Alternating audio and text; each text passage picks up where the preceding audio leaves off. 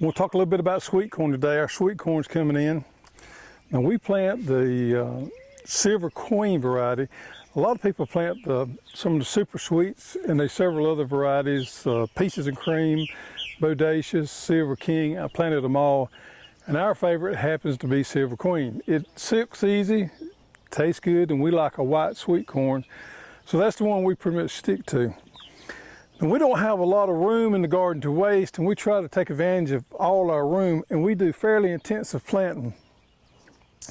And I made this plate right here with the Hall cedar that I used to plant my sweet corn. And it's planted on about 2.5 inches apart. But we got drip tape underneath our corn. I put plenty of compost there, so I have plenty of fertilizer, good soil, and all the water it needed. We've had very little rain this spring, so we depended on that drip tape for about all the moisture that the corn got. We watered about every other day. We never let them twist up. If you ever see your corn twist up, you know you got some stress going on there for drought. So we got about 6 rows, and we planted about, our length of our rows is about 40 feet. Now planting sweet corn, you want to make sure you plant it in small blocks. You don't want to plant like one long single row or 2 long single rows. You need them in shorter rows and more of a blocky, more your rows side by side, and that's for pollination, because corn pollinates, and if you have it side by side, it pollinates a lot better than if you have 1 or 2 long rows. Another thing, if you plant a white and a yellow side by side, sometimes they'll cross pollinate. It just means you got to buy a color corn. It doesn't hurt the corn whatsoever. But if you want a particular variety, you need to make sure you plant them far enough apart they don't cross pollinate, if that's an issue for you. Now here in the South, a lot of times we'll have corn earworm pressure, and that's where worms get into your corn. They start at the very tip there and work their way down.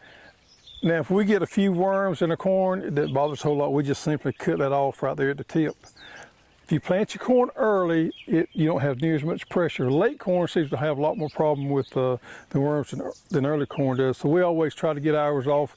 Here in the South, it's June 1st and our corn's coming in, seems to be about ideal.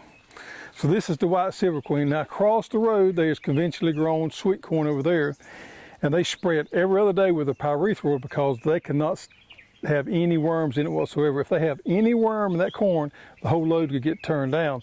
So it's very important that they don't have worms, but in a home garden situation, especially if you're leaning toward growing organic, don't let the worms bother you. It's really no big deal. Now the way to tell when your corn is ready to pull is when this right here gets real brown, just like that is right there. Now that one's ready to pull right there. If you see some light green in it right there, then you need to wait a few days. So pull it when it gets dark brown, and this is what you'll have right here. If you're not growing sweet corn in your garden, maybe something you want to consider. It's an easy crop to grow, and it's great to eat. So thanks for watching, and make sure you subscribe to our channel and tell your friends about us.